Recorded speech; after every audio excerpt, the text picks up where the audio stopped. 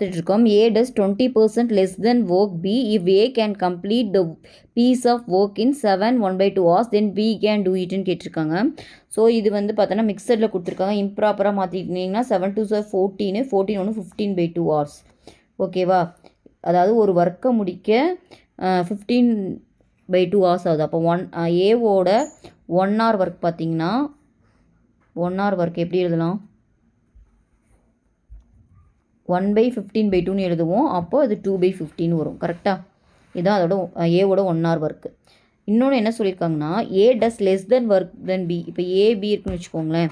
இப்போ பி வந்து 20% லெஸ்ஸாக ஒர்க் பண்ணுவாங்களா பியோட, அதாவது இவங்க எக்ஸ் டேஸில் முடிக்கிறாங்கன்னா ஏ வந்து என்ன பண்ணுவார், அவங்களோட 20% கம்மியாக. அப்போ எக்ஸ் மைனஸ் 20% ஆஃப் எக்ஸ்.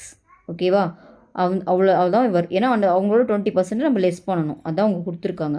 ஆனால் அதோட ஒர்க் அவங்க கொடுத்துட்டாங்க 20. அது எவ்வளோன்னு கொடுத்துருக்காங்கன்னா 2/15. ஓகேவா? நம்ம இதுலேருந்து எக்ஸ் கால்குலேட் பண்ணலாம். 100ல் 20 போச்சுன்னா 80/100. கரெக்டாக? which is equal to 2/15.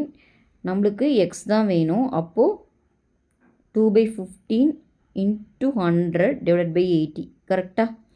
So இதை வந்து அப்படியே கேன்சல் பண்ணிங்கன்னா 0 கேன்சல் ஆயிரும். இது 5, இது 4, இதை பண்ணிங்கன்னா 2, இதை பண்ணிங்கன்னா 3. அப்போ எக்ஸ் ஈக்குவல் டு 1/6 ஹவர்ஸ்னு வருது. ஸோ திரும்பவும் நம்ம பாருங்கள் 1 hour ஒர்க் வந்து இவ்வளோனா கீழே இருக்கிறது தான் டைமு. ஓகேவா? அப்போது 1/6னால் 6 தான் நம்மளுக்கு டைம். அப்போ எவ்வளோ நேரம் எடுப்பார்னு பார்த்தீங்கன்னா 6 hours. இதுதான் இந்த சம்மோட ஆன்சர். ஓகேவா?